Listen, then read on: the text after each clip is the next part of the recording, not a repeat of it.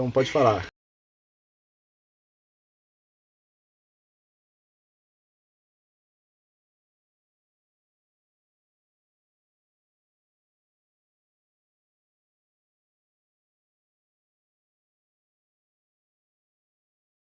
Temos 3 filhos. Temos um rapaz, um adolescente de 15 anos, o Samuel. Temos o Lucas de 10 e a Elizabeth de 7. Essa é a nossa família. Estamos servindo aqui na nossa igreja, no Templo Batista Bíblico de Jacareí. Vou fazer igual a Lu, vou mostrar a fotinha aí, ó.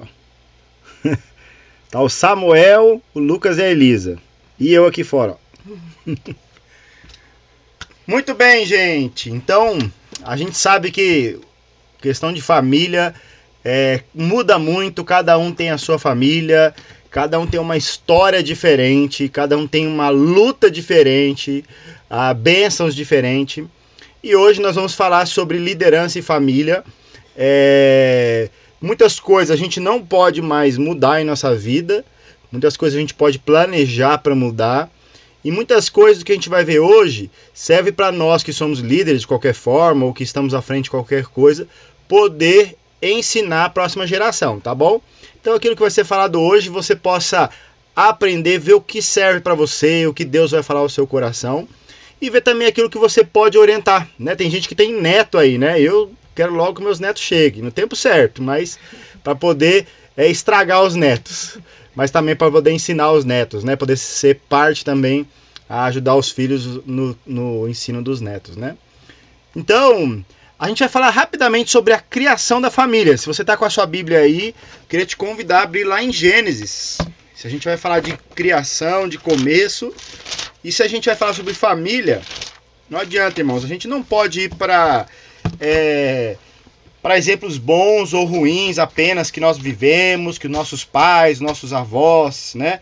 Às vezes lutas, mas nós temos que ir para o nosso manual, né? Nós temos que ir aqui, ó, para a palavra de Deus e ver o que Deus fala sobre família, tá bom?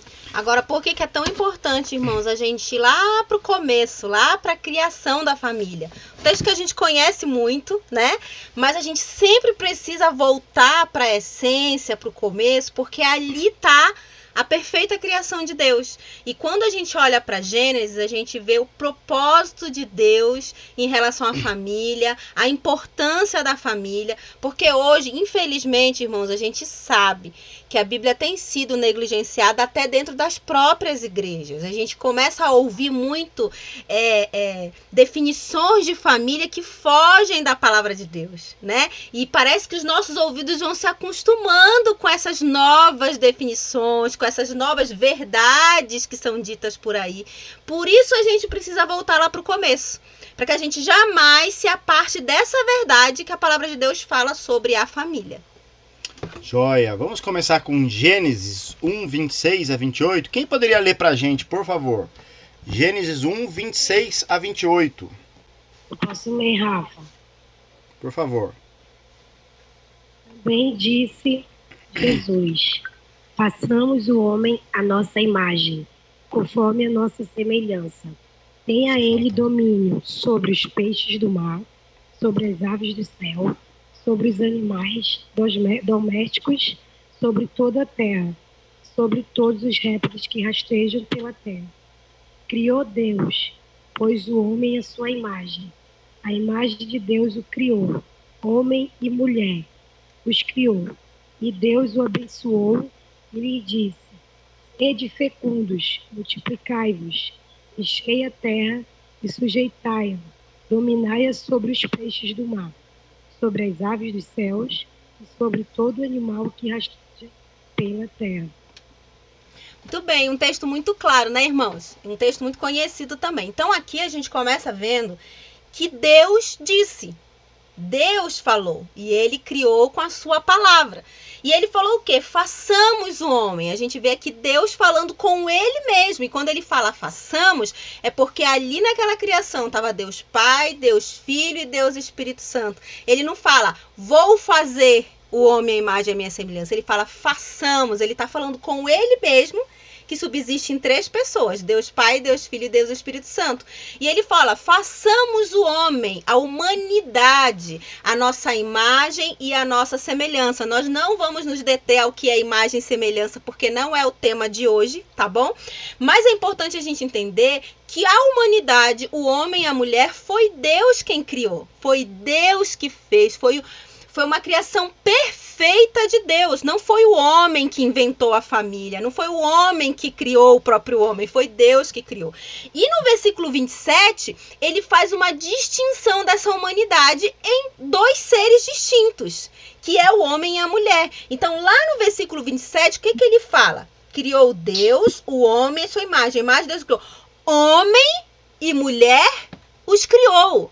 Então, Deus teve esse propósito na criação. Eu vou criar seres distintos, homem e mulher, que aqui quer dizer macho e fêmea. E ele criou com o propósito, em primeiro lugar, de glorificar ele, a gente sabe disso. Mas ele também criou com o propósito de que uma família fosse formada. Olha que interessante. Ele criou com o propósito de uma família ser formada. Aqui Deus está mostrando que ele está criando a família. E na continuidade do texto, ele fala no versículo 28. Deus os abençoou e disse, sejam férteis. Olha que legal. Deus está falando, olha, eu estou criando o homem e a mulher, a minha imagem e semelhança, e eu quero que vocês sejam férteis. Ou seja, Deus está falando, eu estou criando vocês para vocês terem filhos, né? Para que vocês possam instituir uma família. Vai vir de vocês meninos e meninas, outros homens e outras mulheres.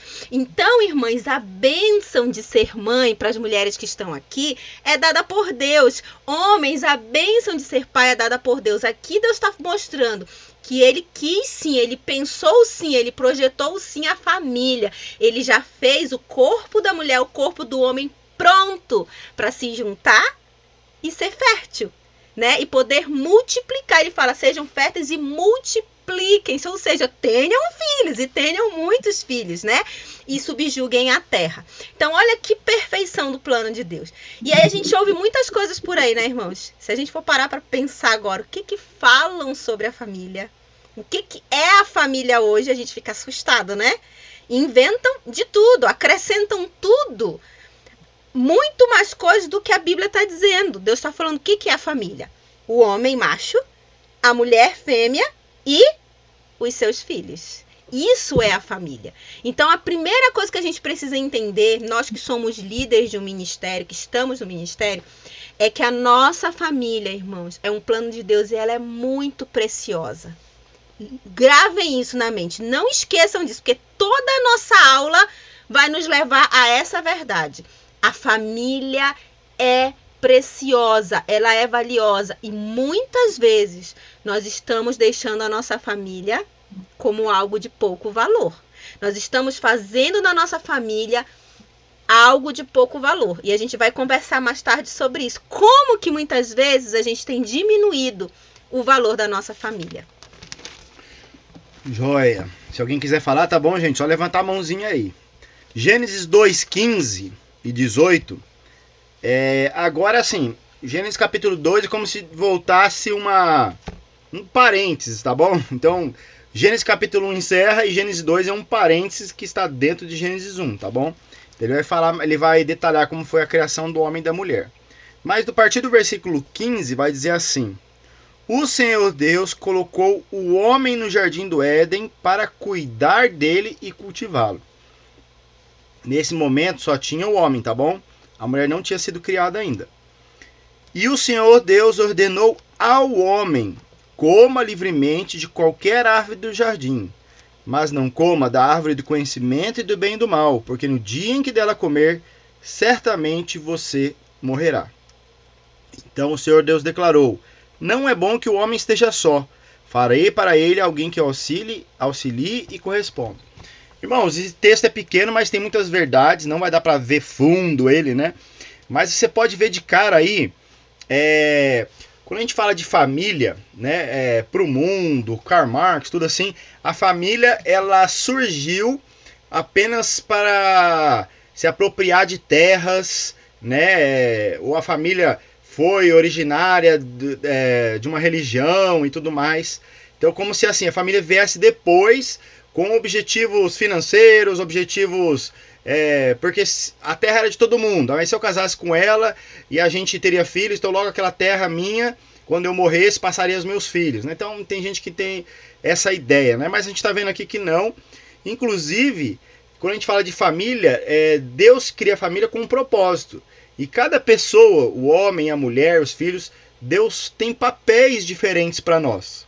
Então são papéis bíblicos, né? Que nós, como líderes, precisamos resgatar esses papéis, precisamos ter esse aqui como padrão de Deus e precisamos ensinar isso para a nova geração, algo que tem se perdido, né? Mas, por exemplo, a primeira coisa que Deus, papel do homem, o trabalho. Tem gente que acha que o trabalho é maldição, não é? O trabalho é uma maldição. Resultado da queda. Resultado do pecado, mas não é. No capítulo 15, o homem tinha que trabalhar. No versículo 15. No versículo 15, o homem já tinha que trabalhar. Então, o papel do homem de trabalhar, de prover, já estava aí, né? Como eu falo, irmão, isso aqui é o ideal de Deus, né? Depois da queda, nós sofremos toda a transformação, né? Mas esse é um ideal de Deus. O homem recebe a ordem de não comer do fruto. Eva não estava aí. Se você olhar bem, Eva vai ser criada um pouquinho mais para frente. Então Deus já estava querendo ensinar alguma coisa, a responsabilidade do homem. O homem teria que passar esse ensino. Olha, podemos comer de tudo. Deus é bom, Deus é maravilhoso. Mas daquela árvore nós não devemos. Então ele era o responsável por ensinar a sua futura esposa. Ele seria o responsável para ensinar os seus filhos. Ele seria o responsável para guardar a palavra de Deus, né? E depois, no final, mesmo assim o homem sendo responsável por isso, você vê... O homem era perfeito, certo? Não havia pecado. Mas mesmo o homem sendo perfeito, no versículo 18 vai mostrar que não era bom que o homem esteja só. Era necessário completar, né? E alguém que lhe correspondesse. Então é interessante ver que a necessidade, né, de montar uma família não é por causa da perfeição. Ela já existia no homem. Mas por causa do plano de Deus, tá bom? E a gente continua no Gênesis 2, 21. Só acrescentando, ele falou o papel do homem, né? E aqui, nesse texto que ele leu, tá falando do papel da mulher.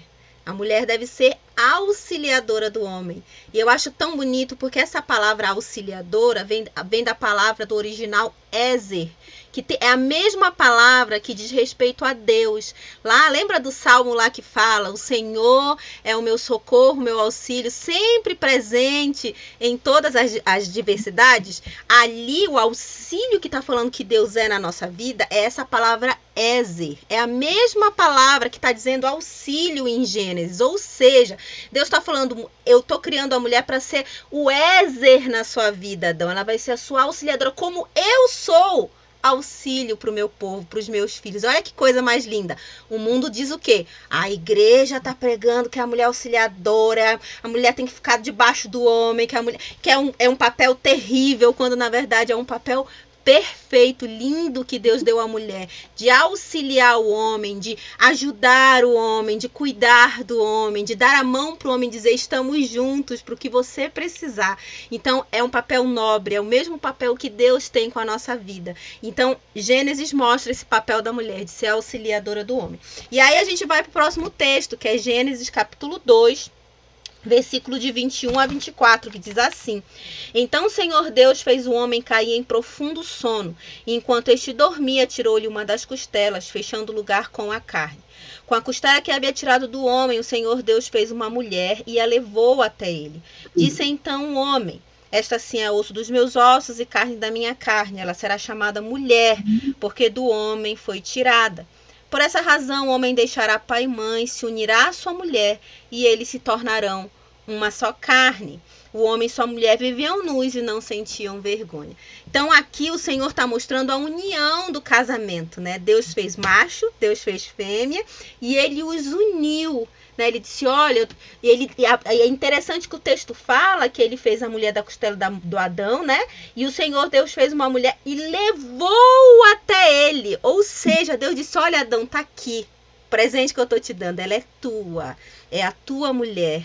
Olha que texto maravilhoso, né? Mostrando que o casamento, sim, é propósito de Deus, é bênção de Deus, né? E que a gente pode olhar para esse texto, as meninas que estão aí que não são casadas, eu sei que tem jovens aí que não são casadas, que você possa olhar para esse texto e vislumbrar que o casamento é, sim, uma obra de Deus, e que Deus fez e que ele é maravilhoso.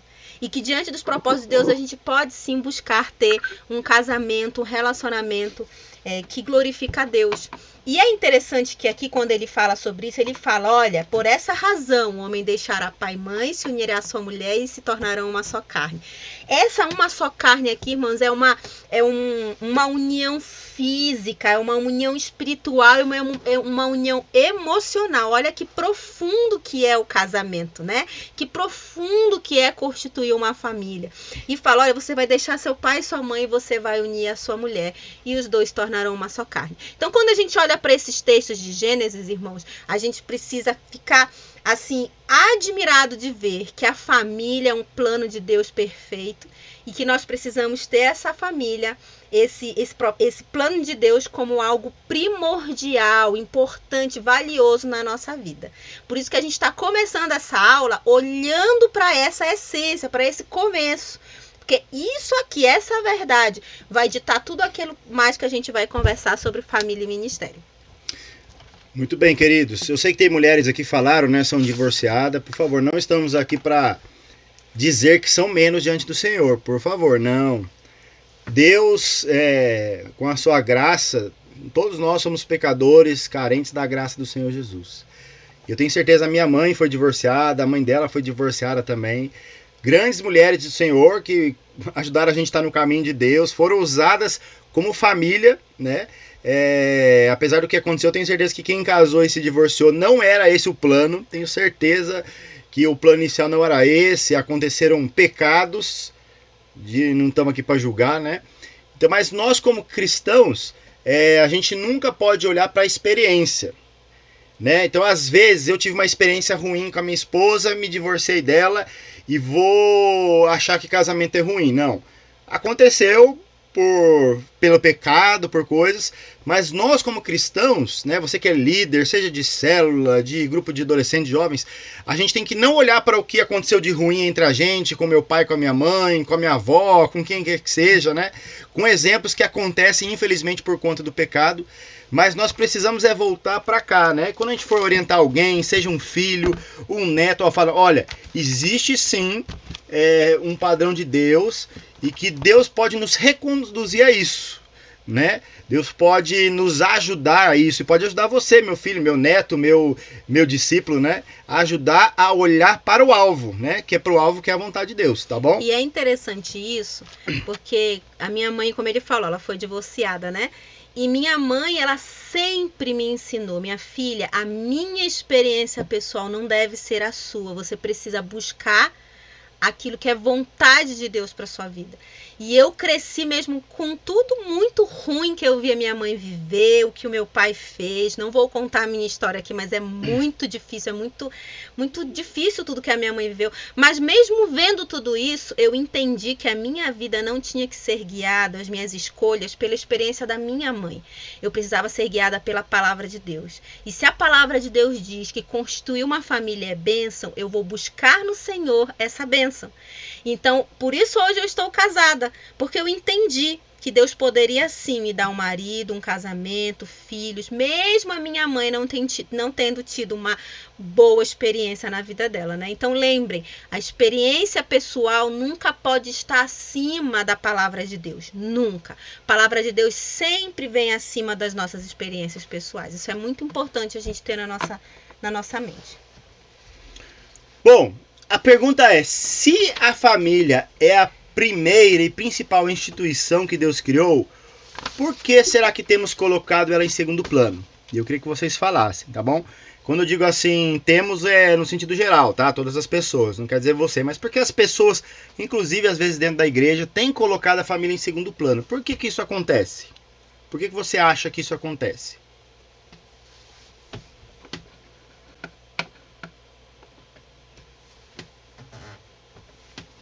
Oi, comigo aconteceu assim, quando eu casei, eu não era cristã, então eu e meu esposo, a gente era do mundo, né? Só que eu me converti e ele não. Então, eu me doei no meu início de cristã, meu caminhar, e tipo assim, eu me doei muito, né? Eu achava, no meu pensamento, eu achava que eu tinha que me doar para, assim, 100% para as coisas de Deus. E hoje, assim, eu botava assim, muita culpa nele, né, pelo término do casamento. Mas hoje eu percebo que eu também tive minha parte, né? Porque eu negligenciei. Muitas vezes, em nome de Deus, eu negligenciei ele.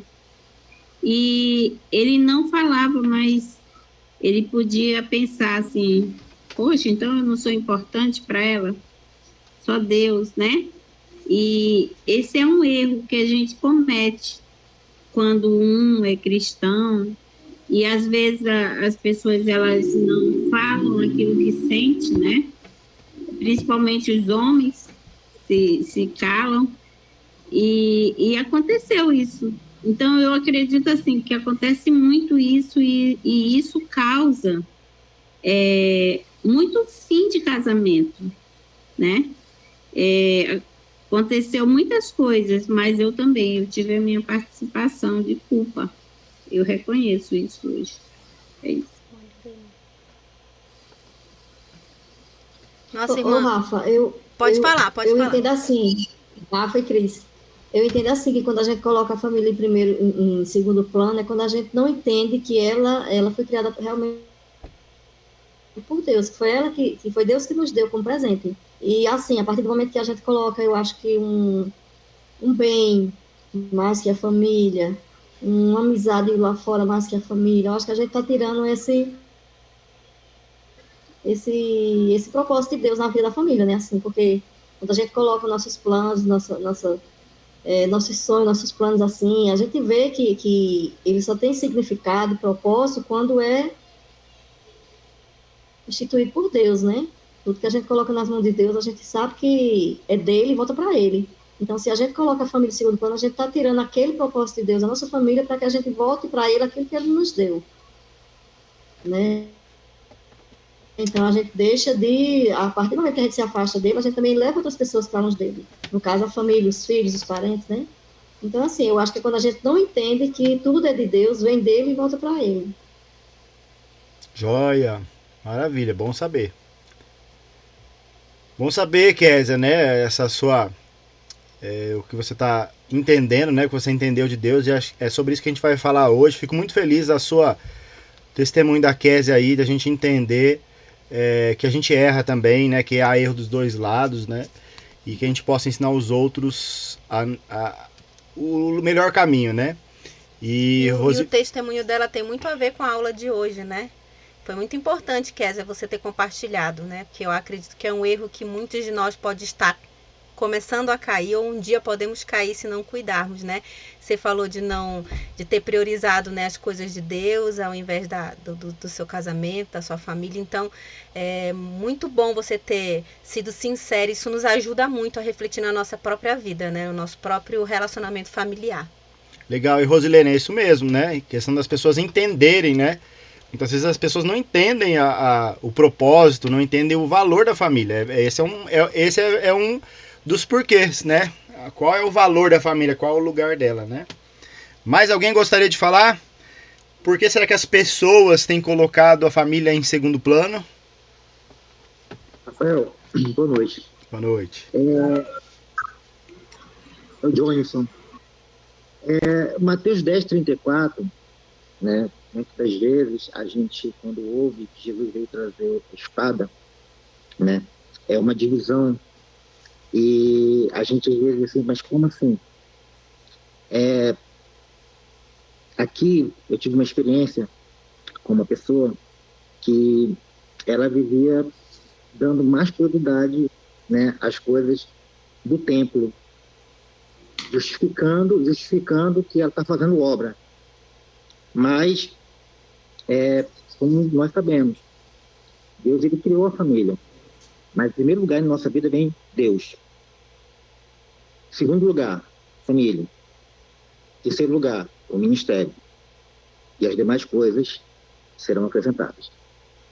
Aí vem aquela questão que essa divisão que há, né, entre a família é aqueles que aceitam Jesus e o seguem, e aqueles que não o aceitam, e aí acaba criando uma divisão entre a família. Mas eu creio que com certeza você irá falar sobre isso aí. Já deu um spoiler já. Mas legal, que bom, é isso mesmo. Todos vocês, eu sei que já têm um conhecimento bíblico, são bênção. E a ideia aqui é essa mesmo, né? A gente aprender juntos, instigar, né, o que a palavra fala e crescermos juntos, tá bom? Nunca é monólogo, né? A gente tem uma condução aqui, mas não tem problema, às vezes, sair dessa condução. É por isso, irmãos, que eu gosto da aula, gosto de ver o rostinho de vocês, gosto que vocês falem, né? Eu podia só gravar um vídeo e a gente soltar o vídeo, não, mas eu quero ouvir vocês, tá bom? E aí tem uma outra pergunta também que tem a ver com isso, né? Como líder, será que o ministério não tem estado na frente da família? Vocês já até falaram isso, né? Mas será que nós, como líderes, né? Ou quem atua na igreja, em qualquer que seja o ministério, né? Será que não temos estado, não tem estado na frente da família, né? A liderança ou o ministério, né?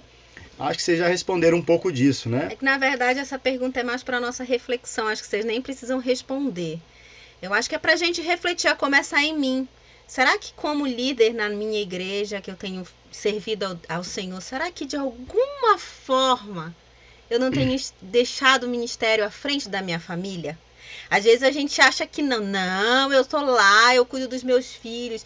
Mas em alguns aspectos pode ser que nós estejamos negligenciando coisas que são essenciais no cuidado com os nossos filhos, com os nossos maridos, com o familiar que mora conosco, a Yasmin aqui que é solteira e mora com os seus pais, negligenciando cuidado com os próprios pais, tempo com os pais. Então são coisas, irmãos, que a gente precisa parar e fazer como a Késia, sabe? A gente precisa ser verdadeiro com a gente mesmo e reconhecer se estivermos errando, e reconhecer se estamos colocando o ministério à frente da nossa família.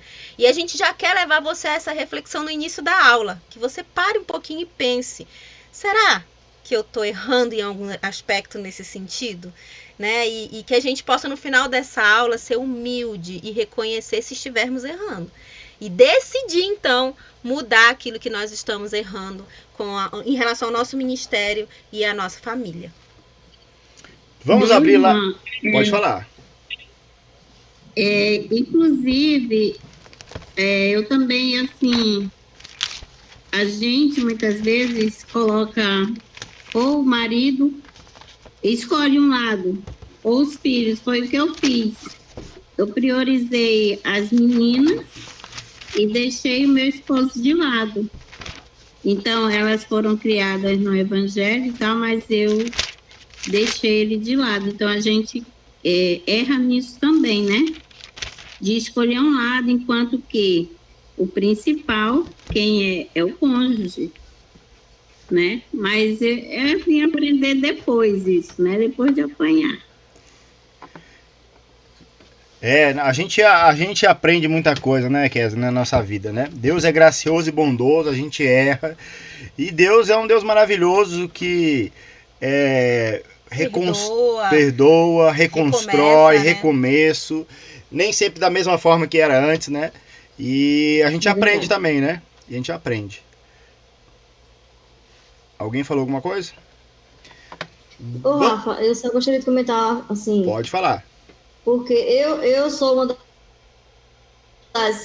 das fundadoras da igreja aqui, sabe? Quando o pastor Alex chegou de São Paulo aqui, eu fui uma das privilegiadas a ter o primeiro convite a começar um estudo bíblico lá, sabe? A gente iniciou na... Tá ouvindo? Tô ouvindo. Rafa? Tá ouvindo? Pode falar. Sim, a gente iniciou lá na casa do pastor mesmo, sabe? A gente começou com as reuniões na quinta-feira, depois a gente ficava na garagem. É bem interessante a história comprida, não dá para contar tudo, não. Mas, assim, eu no início, meus filhos pequenos, tudo, eu não trabalhava, né, em casa, então eu me dediquei demais, assim, às coisas da igreja. Então, eu fiz várias atividades ao mesmo tempo.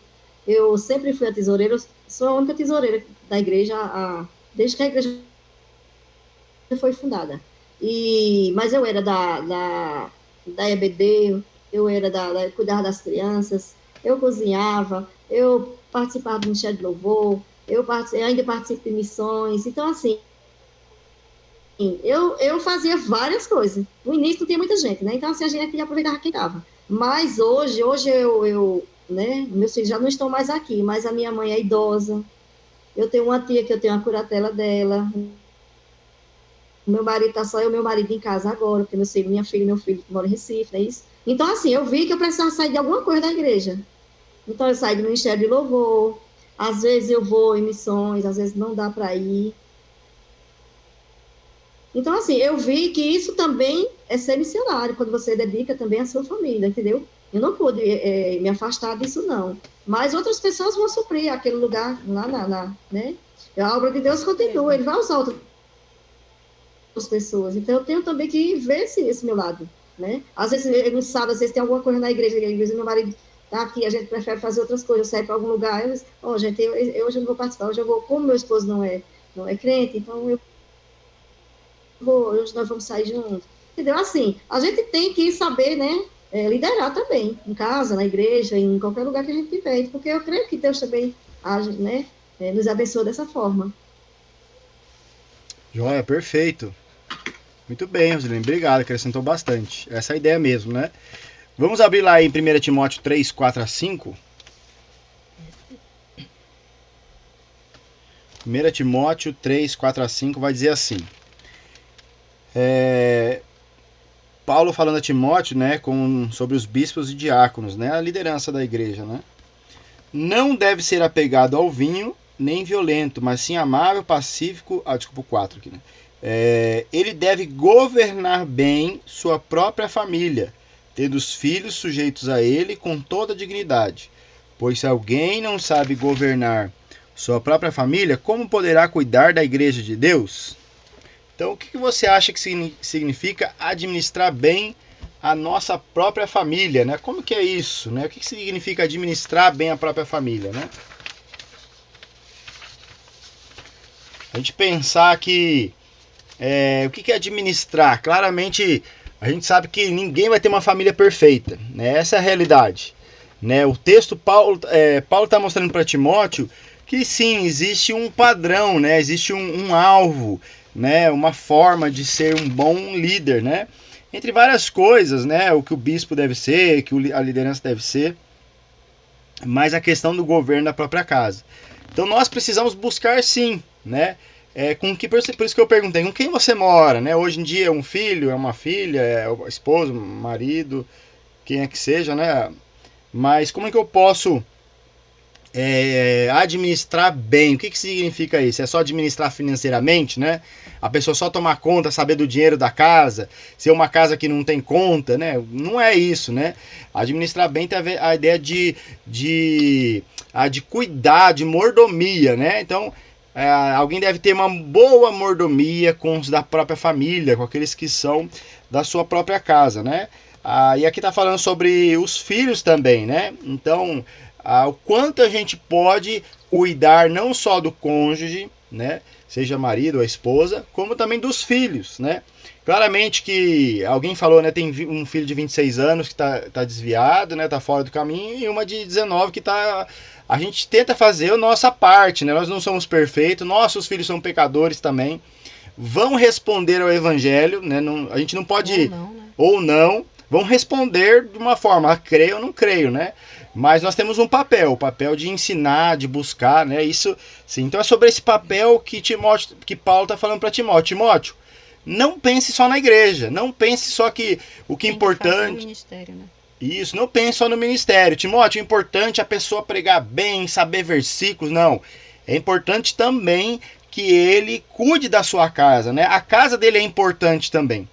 Hoje em dia a gente chama de concílio pastoral, né? Algumas pessoas vai o pastor lá na frente várias pessoas, vários homens, e eles fazem perguntas, né? Difícil, né? O que você acha desse texto? O que você acha daquele? Como se fosse uma sabatina, e quem passa por isso fica com temor.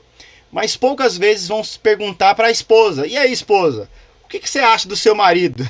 Ele pode ser um pastor? Né? Ele pode ser um líder? E por quê? Porque como é ele em casa? Ou perguntar para os filhos, né? Como é o seu marido? Por quê? Mas aqui Timóteo está dizendo que isso sim é importante. E com toda dignidade, né? É interessante aqui que Paulo era um homem solteiro, né? Conta-se que talvez ele tenha casado e né, não estava mais, a gente não tem plena convicção disso. Mas aqui, quando ele está falando com Timóteo, ele era um homem solteiro, né? E ele está falando que a liderança, né, tem que cuidar bem da sua família. Ou seja, não quer dizer, irmãos, que só precisa existir líderes casados com filhos. Existem líderes solteiros que não casaram e que podem liderar a igreja de Deus, estar no ministério, né? Mas aqui ele está falando especificamente sobre líderes que têm uma família, que são casados e que têm os seus filhos, né?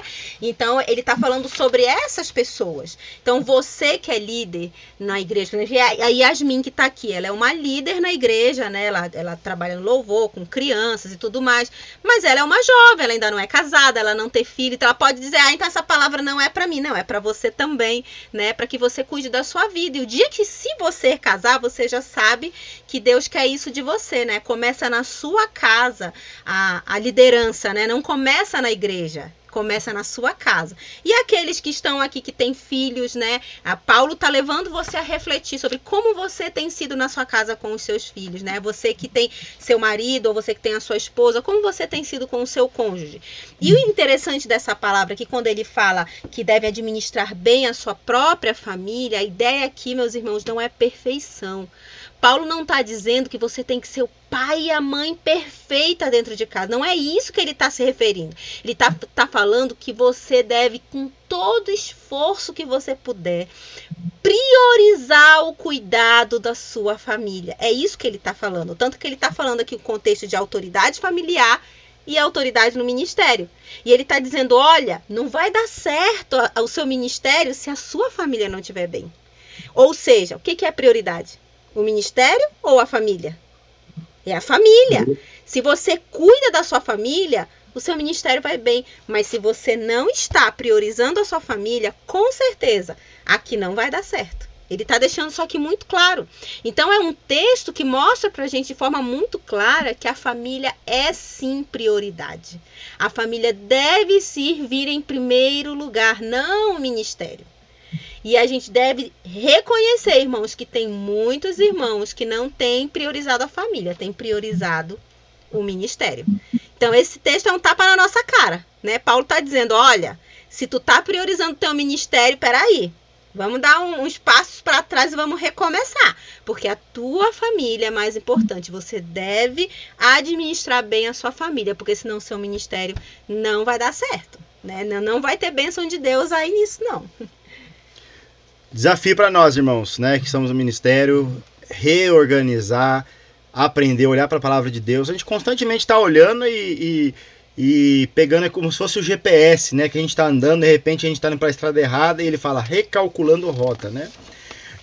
Como a nossa liderança em casa impacta a nossa liderança na igreja, já que o texto diz, né, aquele que... pois se alguém não sabe governar a própria casa, como poderá cuidar da igreja de Deus? Então, como a nossa liderança em casa impacta a nossa liderança na igreja? Como vocês acham que isso acontece? Eu acho que a família, né, a nossa família, ela é o primeiro ministério, né?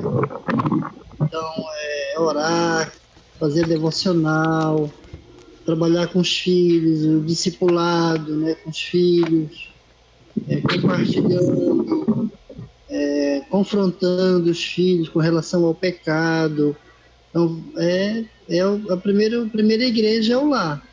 Agora, o que acontece, às vezes, é que tem ali, né, um líder que ele se destaca, né, tem um conhecimento bíblico e tudo mais, aí ele a liderança, mas aí em casa ele já não tem essa mesma habilidade, né? com os filhos e tudo mais. E também tem com relação à liderança a esposa, né? Porque tem casos que tem um líder lá da igreja, mas a esposa não acompanha, né? Ela não vai, ela não se sente parte, ele tem um chamado, ela não tem. Aí é outra questão também. Joia. E esse agora é legal. E o que vocês acham de como uma pessoa que cuida bem da casa, isso vai impactar a igreja positivamente? Vai fazer diferença, né? A pessoa que sim, que ela consegue seguir um padrão ali de liderança em casa, como é que isso vai impactar a igreja? Né? Como é que, por exemplo, eu tenho uma boa família, vai me impactar de ser um bom médico lá no hospital? Não sei se vai, né? Mas na igreja, uma pessoa tem uma boa família, né? Uma boa, a família tá ali, né? Não perfeita, mas tá conduzindo, né? Isso vai impactar na igreja, sim ou não? Rafael, com toda certeza vai impactar sim, sem dúvida, né? Da forma como você trata a sua esposa, da forma como você trata seus filhos, né? Porque são filhos que têm que estar debaixo de uma autoridade pesada, de um domínio. Não, né? Porque a palavra de Deus diz que você tem que exortá-los, mas com amor. Então, como você exorta com amor, explicando direito o que eles devem fazer, como devem proceder, e que devem ir à igreja por amor, não por peso de consciência, ou porque, se eu não for, meu pai vai tirar o celular de mim, não vai permitir eu fazer isso ou aquilo. Acho que isso não deve ser, porque a palavra de Deus diz que não é por força, não é por violência, né? Então, vai impactar sim. Tanto é que isso é tão verdade que, às vezes, quando eu fico doente, eu sou humano, né? A minha esposa e minhas filhas, ela não fica aí que nós vamos lá, vamos dar continuidade, eu vou pregar, as meninas vão louvar, a outra menorzinha fica na mídia, né? E os outros irmãos estão ali sempre conosco, porque eles veem não uma liderança, mas uma família que juntos tem colocado a mão no arado e não tem olhado para trás, né? Uma família que anda junto. Joia, maravilha. Com certeza a gente pode entender que tem um impacto sim, né? A prioridade bíblica da família, a gente já falou sobre isso, né?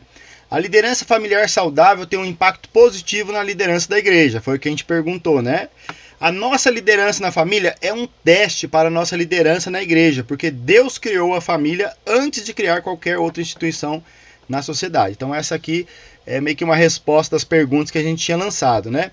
E aí entra o versículo que o Jonilson falou, né? Mateus 10:37, que muitos usam, né, para respaldar o seu pensamento. E eu acredito que todos nós já erramos mais ou menos dessa forma, né? Mateus 10, versículo 37, que diz assim, né? Quem ama seu pai ou sua mãe mais do que a mim, não é digno de mim. Deixa eu só... Aqui, pronto, só resolver. Quem ama seu pai e sua mãe mais do que a mim, não é digno de mim. Quem ama seu filho ou sua filha mais do que a mim, não é digno de mim, né? Então, parece que é preciso amar a Deus mais do que a esposa. Como é isso, né? Então, quer dizer então que se eu tenho a opção, né? Eu vou ficar como até a Rosilene falou, né? Meu marido não é crente, ele tá precisando sair para conversar alguma coisa e eu tenho culto. E aí? Se eu sair com meu marido, quer dizer que eu amo mais ele do que Jesus, né? Muitas pessoas pensam assim. E legal que você não pensa assim, Rosilene. É isso mesmo. Aqui não tá falando de participação de igreja. Aqui não está falando quantas horas você passa na igreja ou quantas horas você passa no ministério. Não é serviço, né? Não é serviço, não é bater cartão. Claro que sim, vão ter momentos que você vai precisar, sim, né? O marido não quer ir nem um domingo na igreja, então não vou na igreja domingo, né? Existe uma sabedoria nisso, né? Mas aqui o texto está falando sobre relacionamento. E realmente, Deus, né, está acima de tudo, né? Nosso relacionamento com Cristo tem que ser acima de todos. Inclusive o contexto ali é aquele contexto que a pessoa crê em Jesus, eu creio em Jesus, e o meu cônjuge, né, mais ou menos naquela época ao contrário, né, a mulher cria, e ele proíbe, você é proibido, né? O que acontece no mundo muçulmano, né? E as pessoas têm que sair de casa, não porque elas querem, mas porque o pai fala, né? Ou você nega a Jesus, ou você, se você não negar a Jesus, você vai embora de casa. Nesse instante, que é muito mais pesado do que apenas ir na igreja no domingo, as pessoas precisam entender, optar a Cristo, não negar a Cristo, né? Saber que o principal relacionamento é Jesus. Mas não podemos confundir relacionamento com Jesus com bater cartão na igreja. Inclusive tem um testemunho de uma irmã que o marido dela não gostava que ela fosse na igreja, ela realmente não ia por submissão ao marido e não gostava que ela lesse a Bíblia. Então ela tinha que ler escondido a Bíblia. Ela conta testemunho hoje, o marido dela é crente também pela graça de Deus. Ela não quis afrontar o marido sem necessidade. Não, eu vou ler sim porque eu amo mais Jesus. Não. Ele não queria que ela lesse, mas ela sabia que o relacionamento com Cristo era mais importante. Então ela não afrontou o marido, mas continuou fazendo sua oração, pedindo pelo marido. Quando ele não deixava, não ia na igreja. E assim ganhou o marido para Cristo, né? Então realmente é esse desafio, né, irmãos? A gente não colocar participação, né? Vestir uma camisa de crente que bate cartão com o relacionamento com Jesus. Mesmo porque pode ter pessoas que moram na igreja, tá lá segunda, terça, quarta, quinta-feira e não tem relacionamento nenhum com Jesus, né? Chega em casa é o demônio, né? Todo dia tá na igreja, mas chega em casa, né? Tem até uma historinha que fala assim: pai, vamos morar na igreja? Meu menino fala, né? Por quê, filho? Porque na igreja o senhor é bonzinho, o senhor é legal, o senhor é mais crente. Em casa o senhor é muito ruim, muito malvado, né? Que ruim ouvir isso, né? É uma pessoa que não tem relacionamento com Cristo, né? É uma pessoa que apenas demonstra ser um religioso. Certo, irmãos? Entenderam? Amar a Jesus, amar a Deus sobre todas as coisas, né? O próximo como a si mesmo. Então, realmente, precisamos amar a Cristo, mas precisamos entender o amor à nossa família e o seu lugar certo. É como o João falou, né? Deus, família e ministério.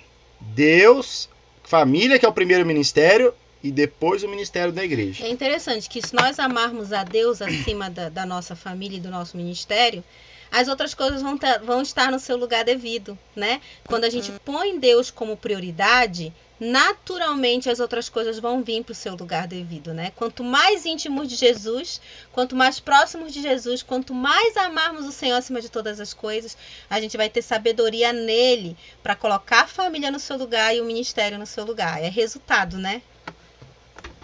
Muito bem. Família como base, irmãos. A família é uma base. Primeiro a gente tem que entender que a família, ela é uma família forte, constrói uma sociedade forte.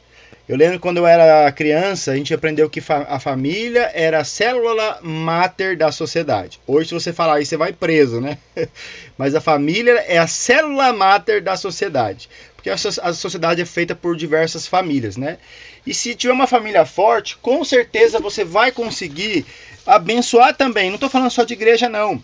Mas, por exemplo, se você ensina seus filhos sobre a autoridade, ele vai respeitar a autoridade do professor, a autoridade de um policial. Se você ensina seus filhos a obediência, ele vai aprender a obedecer o chefe. Se você ensina seu filho a ser um bom servo, ele vai ser um bom empregado, ele vai ser um bom marido, né? Se você ensina seus filhos uma boas maneiras, ele vai ser educado, né, cortesia, trabalhar, administrar o dinheiro, né, se relacionar com a sociedade, responder bem as coisas ruins, não ceder às tentações, às coisas erradas. Então, realmente, pensa assim, uma família forte, ela vai ajudar uma família forte. Inclusive, o mundo quer distorcer isso hoje, não quer que eles, o governo ou a mídia, tenham o domínio sobre a nossa família. Enquanto é o contrário, nós precisamos ter famílias fortes para que a gente possa abençoar, não só com o cristianismo, claro, com a pregação do evangelho, mas também abençoar a família de uma maneira forte. E tem uma pergunta, né? até para vocês olhar para a igreja de vocês, tá, irmãos? Para as pessoas que vocês lideram, seja grupo de adolescentes, quem quer que seja. Será que essas pessoas, e até os problemas que você vê, talvez, em quem você lidera, tem famílias fortes? Tem famílias saudáveis bíblicas? Ou muitas vezes as lutas que a gente vê nas crianças, né? A Mila é líder de crianças, os adolescentes, os jovens, né? Será que às vezes não foram problemas de família, né? Até às vezes dos avós, né? Que veio, que talvez gerou problema, né? Então a gente tem que pensar como as famílias fortes podem abençoar também uma sociedade forte. E o ponto 2... Uma família forte constrói um ministério forte, né? Então, se nós queremos que aquilo que a gente faz na igreja, que aquilo que a gente tem como liderança na igreja, se torne um ministério forte, né? Que frutifica, a gente precisa começar na nossa casa, né? Se a nossa família é uma família forte, nosso relacionamento de cônjuges é forte, o nosso relacionamento com os nossos filhos é um relacionamento saudável e bíblico, isso vai refletir com certeza no nosso ministério, né? Dentro da igreja, isso vai refletir, né? Hoje, acho que foi o John que falou, né? Ele estava falando sobre quando ele fica doente, né? A esposa vai lá e pode pregar no lugar dele, as filhas vão lá e fazem um louvor e ajudam, né? Isso mostra que ele tem buscado no Senhor cuidar primeiro da sua família, e a família junto tem abençoado o ministério dele, porque ele entende que o ministério não é só dele, né? Ele inclui a família nisso, e ao cuidar da família e ao mostrar esse propósito, a família está junto, e isso fortalece o ministério dele, né? Então olha como uma família forte faz sim o ministério ser mais forte, né? A gente vê, por exemplo, o exemplo que a gente tem próximo de nós, a Mila, né? A Mila está aqui no grupo, né? Um ministério tão grande que ela tem, com tantas crianças, né? E a gente vê como a família dela é uma bênção no meio da igreja e abençoa o ministério dela, né? Porque quando ela vê as filhas bem, o marido bem, todos na presença do Senhor e todos com o mesmo propósito, o ministério dela avança, né? Ela consegue servir a Deus com leveza, com tranquilidade, né? Realmente uma família forte. E a gente vê as filhas envolvidas junto com ela naquilo, né? Então, assim, faz diferença, irmãos. Por isso que a gente precisa investir nas nossas famílias. Porque vai resultar, sim, nos nossos ministérios mais fortes. Aquilo que a gente faz no culto a Deus, no ministério na igreja, né? Irmãos, assim, nesse... A Mila quer falar. Oi, Mila. Um minutinho, Mila, pode falar. Ô, Cris, eu tava falando com a Yasmin assim, né? Porque a pergunta foi, de que forma a sua família dá um impacto no seu ministério, né? Aí eu olhando para a Yasmin, a gente conversa muito sobre isso com a Júlia, né, com a Luana. Exemplo, nós temos o Pedro. O Pedro é uma criança típica. Então, Yasmin, hoje você vai tocar? Não, filha, a mãe não pode levar o Pedro hoje para a igreja. A mãe tem compromisso na igreja. Você pode ficar? Não, mãe, posso.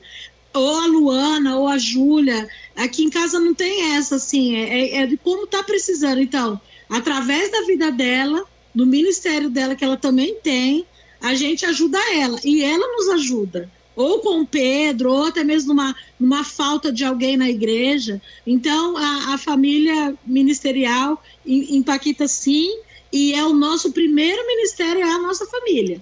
Eu lembro quando o Rafa chegou, a Cris chegou, a gente estava em casa, a primeira coisa que eu falei pro Rafa, falei, Rafa, seja bem-vindo. Não sei se o Rafa vai lembrar disso. Eu falei, seu primeiro ministério é a Cris, o Lucas, Samuel e a Elisa. O seu primeiro ministério não é o TBB, porque a igreja se vão, a sua família fica. Eu não sei se o Rafa vai lembrar disso. A mesma coisa quando foi a formação do Jonas, falei, porque se não for essa de ser assim, a gente para, a gente não faz, e algo, a prioridade é elas mesmo, é o Sandro aqui em casa. Nem sempre eu estou na igreja. A irmã, não sei se foi a Kézia ou o Johnny que falou, nem sempre eu consigo estar na igreja por conta do Pedro. O Pedro é uma criança que ele demanda muita coisa. Então, às vezes, eu vou para a igreja, os irmãos falam assim, ai, Mila, não te vi no culto. E às vezes eu estou na igreja, mas não estou no culto, eu estou com as minhas crianças lá dentro. Porque é uma certa prioridade também, entendeu? Então, isso é muito importante a gente pensar nisso e refletir como tem sido, né? E se o nosso ministério, irmãos, não tem andado muito bem, pode ser que a gente precisa refletir. Será que não é porque a gente tem negligenciado a nossa casa, os nossos, né? Então que a gente possa refletir bastante sobre isso. Bem, isso, irmãos. Então, irmãos, a gente tem uns 15 minutinhos aqui. E a gente, como fala, recalculando rota, né? Então eu e a Cris, a gente casou no seminário. Isso facilitou muito a nossa vida no ministério, mas a gente também tem nossas lutas, dias de de glória. Não somos perfeitos, a gente tem aprendido até em questão... Irmãos, quando a gente está estudando essa matéria, eu olho para o meu coração e falo assim, nossa, eu preciso melhorar em coisas, viu, irmãos? Não somos perfeitos. Constantemente tem alguém aqui, ó, que me exorta, fala, ó, você precisa melhorar nisso, né? Então, irmãos, a ideia dessa palavra é a gente recalcular a rota. Aonde eu posso melhorar? Tem coisas que nem a Kézia falou, né? Nossa, o marido, acho que foi a Kézia, né? O marido foi embora e tal. Acontece, né? Mas agora daqui pra frente, o que eu posso fazer? Então é isso, né? O que eu posso fazer? Então aqui a gente queria mostrar pra vocês maneiras práticas de equilibrar o tempo pra família e ministério. Como a gente pode olhar pra frente e pensar, será que eu tenho vivido um ministério equilibrado? Então a primeira questão é, quem é casado é o tempo com o cônjuge. Precisamos pensar nisso, né? A gente tem uma rotina, tem trabalhos, né? Às vezes nem sempre bate os horários do tempo do marido com a mulher.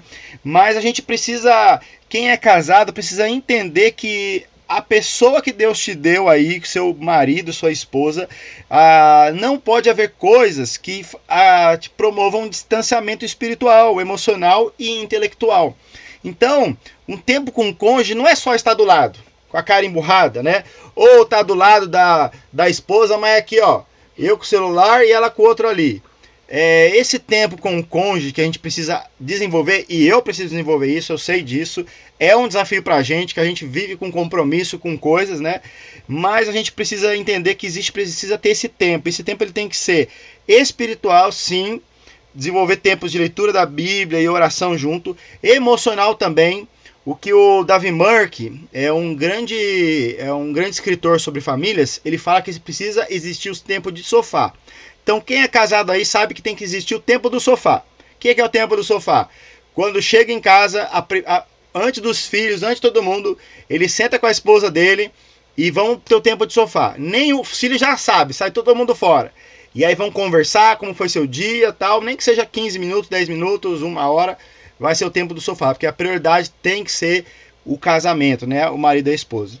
E assim, a gente aprender como casal a suprir a necessidade do outro, né? Mulher gosta de ser ouvida, mulher gosta de falar, e às vezes o marido tão envolvido, com tanta cabeça tão cheia, às vezes não para, né, para ouvir como foi o dia da sua esposa, para ouvir como ela está, para entender o seu coração.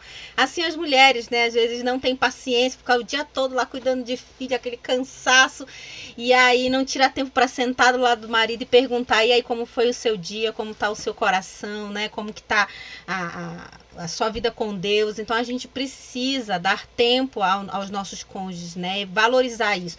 Às vezes eu trabalho com mulheres, eu aconselho mulheres, e muitas mulheres falam da dificuldade que elas têm de ter o tempo com o marido, né? Às vezes porque elas mesmas não priorizam, e muitas vezes porque os maridos não dão abertura para isso. E eu sempre falo para elas, não espere o seu marido dar abertura. Vá você atrás desse tempo. Comece em você, né? Queira ter esse tempo. Busque esse tempo. Peça esse tempo, né?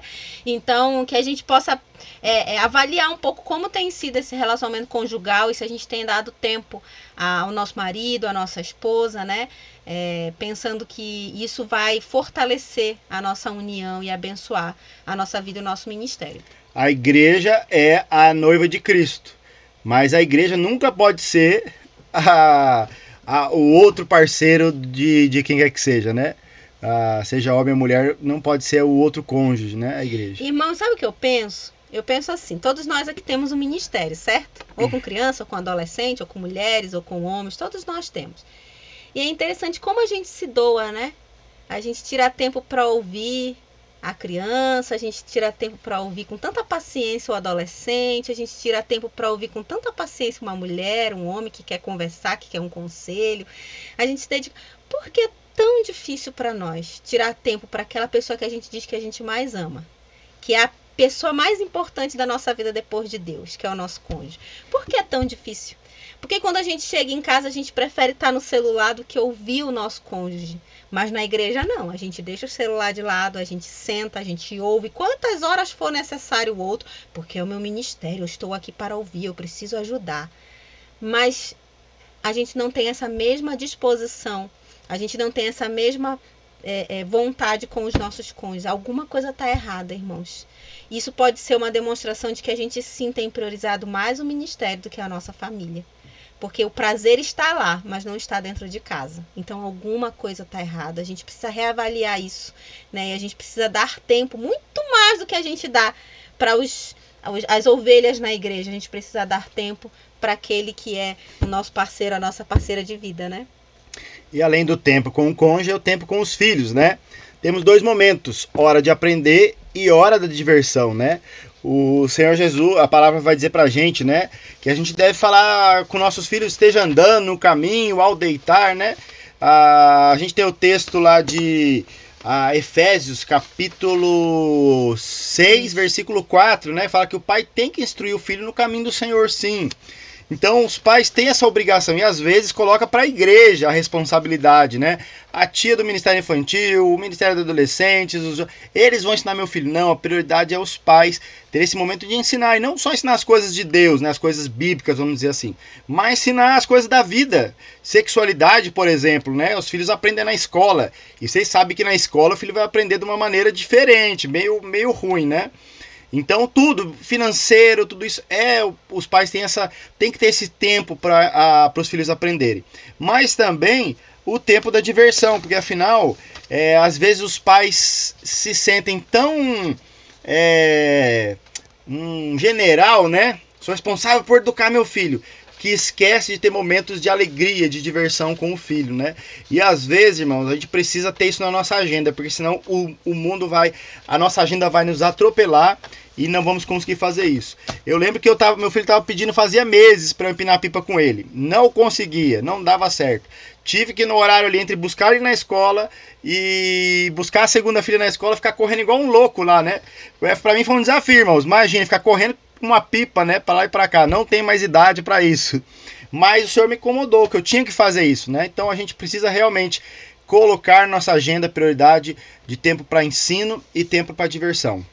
Isso. E, irmãos, a gente precisa levar isso muito a sério. Tem uma missão, eu não vou falar o nome para não expor, que ela tem um projeto que os missionários vão para as aldeias ou vão para outro país, e a missão tem tipo como se fosse uma escola interna, um orfanato, vamos dizer assim, que os pais deixam os seus filhos nesse lugar e eles vão embora pro campo.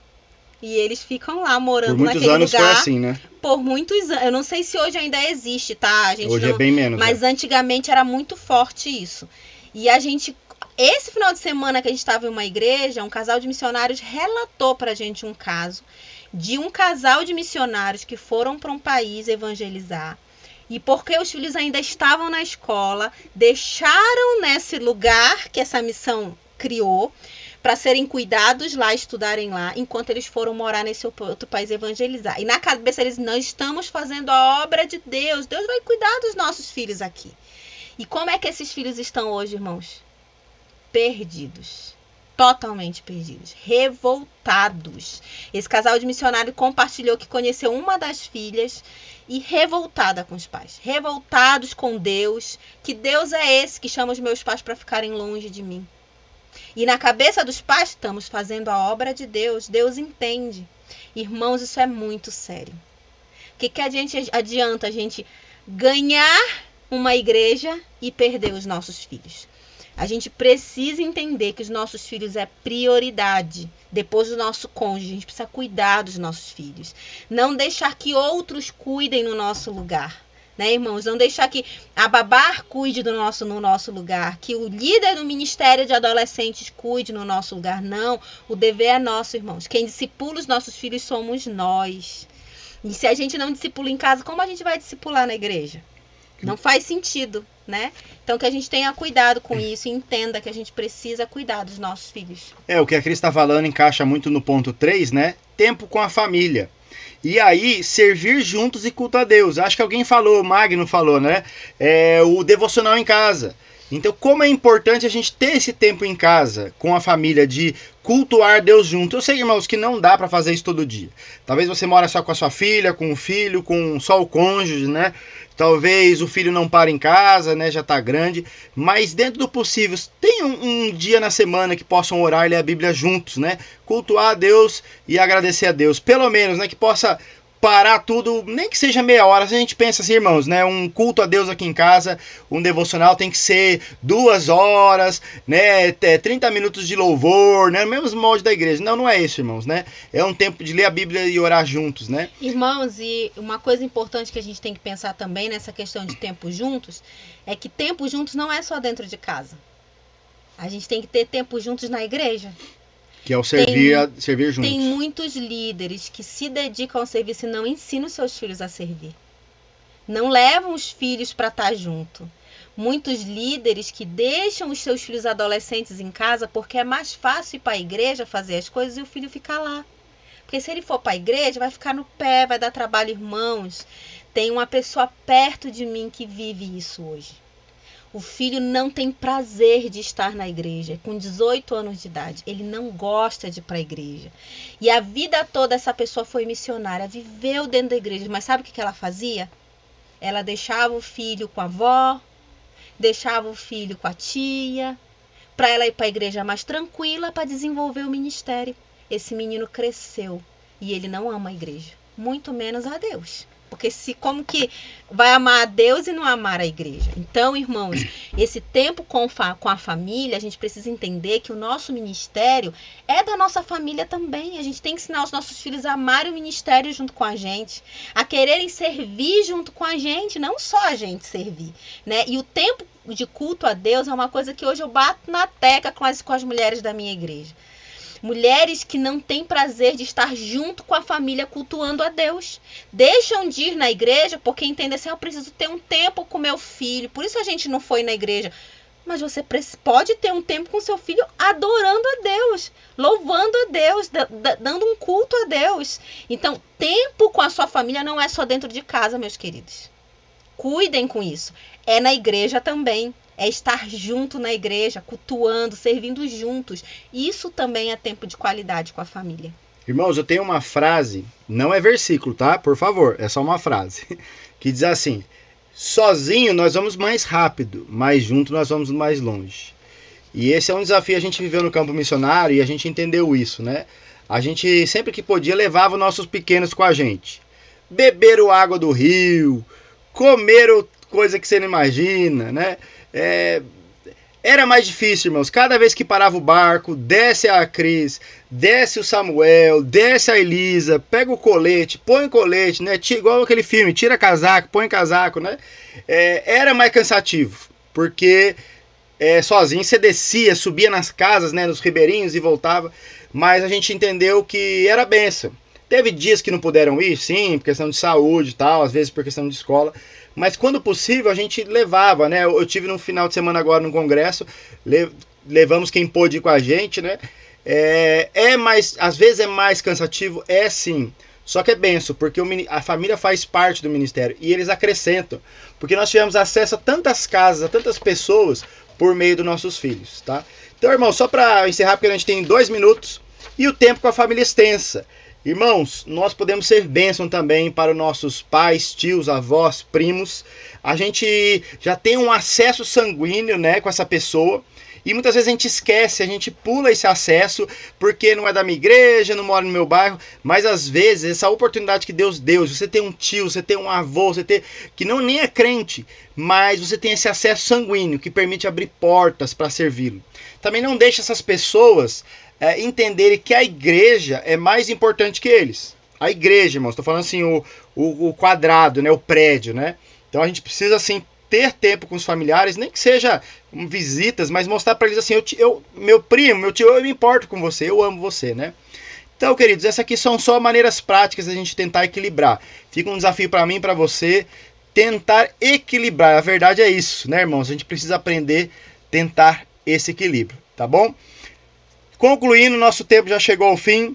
E eu vou querer o seguinte, eu peço que vocês escrevam lá no nosso canal, no nosso WhatsApp, uma frase do que Deus falou com você hoje. tá bom? Escreva lá assim, Deus falou comigo isso, isso e isso, tá bom? Qualquer coisa, eu queria que hoje ainda você mandasse lá no grupo uma frase do que Deus falou com você. E se vocês conseguirem, coloquem a foto da família de vocês pra gente conhecer, ver quem mora com você. Acho que vai ser bem legal. E pra gente estar orando uns pelos outros, para que a gente possa viver isso que a gente aprendeu hoje, né? Como família de Deus e a família que o Senhor nos deu aí pra gente cuidar.